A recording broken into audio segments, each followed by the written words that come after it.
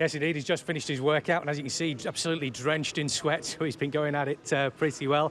Anthony, good to see you. How are you feeling? Fine, thank you very much. Just finished a nice little loosener. I'm going to have a little stretch, and then I'll be back in this evening for some sparring.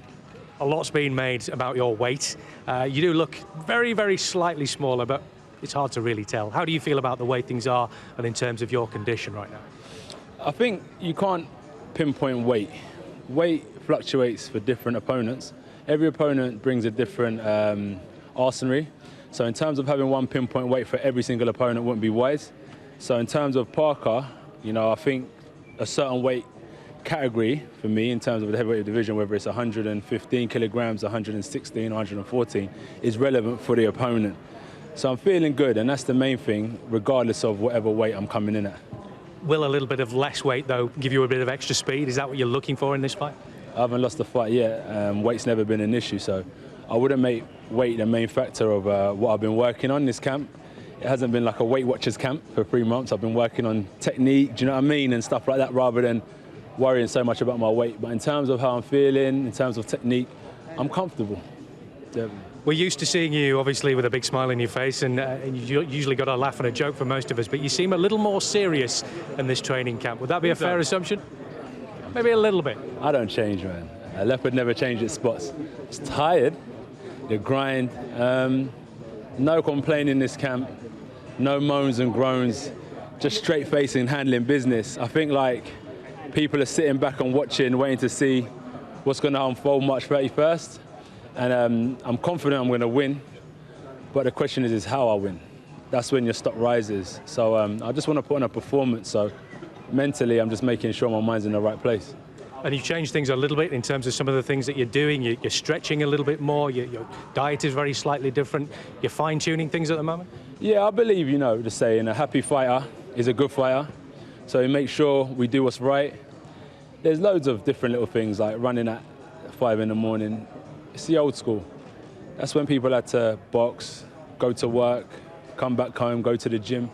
So, rest is important. So I'm making sure I'm resting. I'm not getting up at 5, 6 o'clock anymore. I'm making sure I get my rest in so I can use all my energy in the boxing gym and for the activities ahead of the day.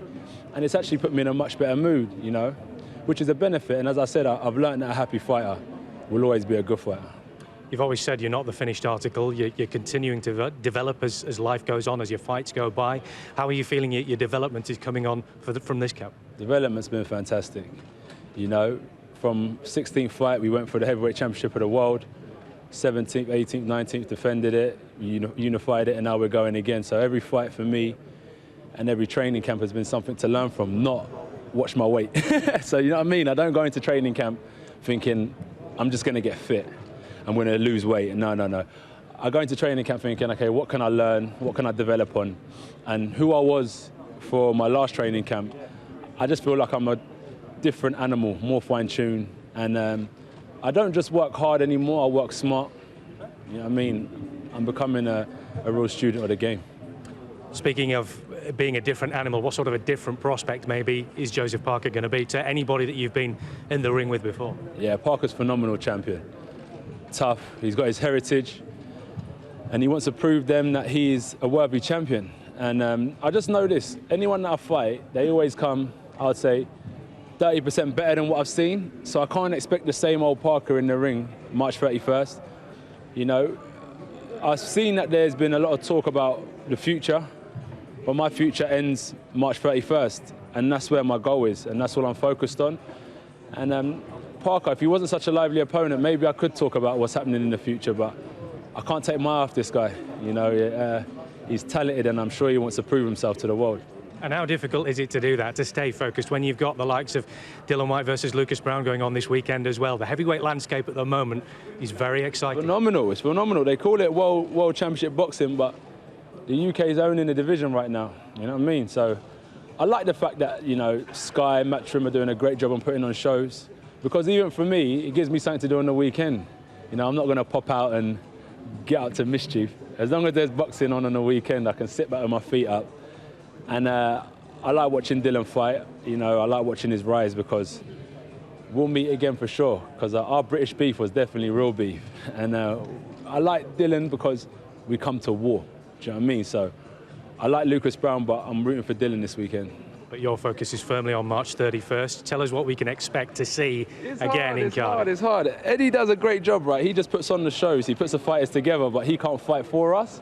I can't tell you exactly how the fight will go, but like we're big, we're strong, and the punches do hurt after a while.